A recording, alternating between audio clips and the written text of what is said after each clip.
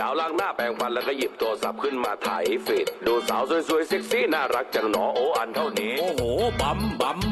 อันเท่านี้มันรึกกึกกักอยากจะเข้าไปดำพี่อยากจะรู้มีแฟนยังเจอเธอใส่สะโพกกระโยกย้ายโอ้เบบี้อย่าต้องชิดซ้ายตรงสเปคมาว่ามันถูกใจอยากจับทักเข้าไปแล้วขอไลน์เธอทั้งขาวทั้งสวยทั้งมวยพี่ก็ลวงหัวใจให้คนเดียวคนสวยอยากจะรู้และทำความรู้จักให้มากกว่านี้จะได้ไหมครับการงานไม่ทำเลยนั่งเล่นแต่ติ๊กตอกไทยฟิตมันทั้งวันไม่ยอมนอนพอทำงานลูกทำทรงแม่ยินงงลูกทำอะไรงานไม่ทำลำแต่ติ๊กตอกติ๊กตอ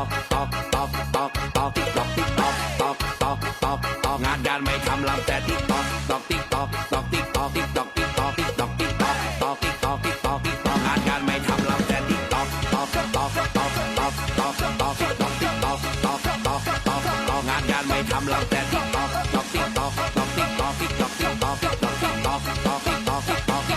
งานไม่ทำลำแต่ติ๊กตอก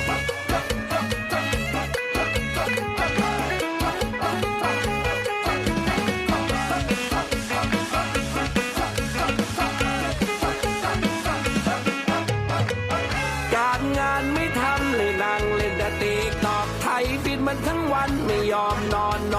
นพอทำงานลูกทำทรงแม่ยินงงลูกทำอะไรเธอสวยเกินต้านถูกอกถูกใจเธอมวยตัวเล็กสเปกเลยอ่ะตัวทรงหัวใจรัว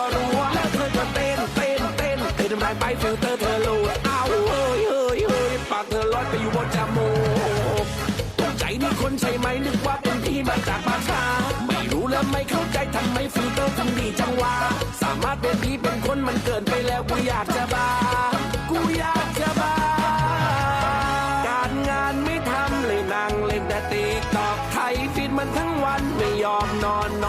นพอทำงานลูกทำทรงแม่ยินงงลูกทำอะไรงานไม่ทำลำแต่ติ๊กตอก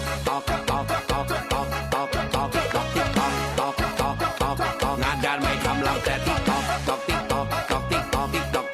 กตอ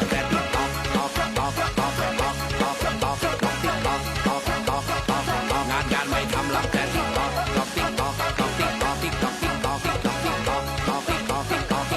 งานไม่ทำลำแต่ติ๊กตอกการงานไม่ทำเลยนั่งเล่นแต่ติ๊กตอกไทยฟิตมันทั้งวันไม่ยอมนอน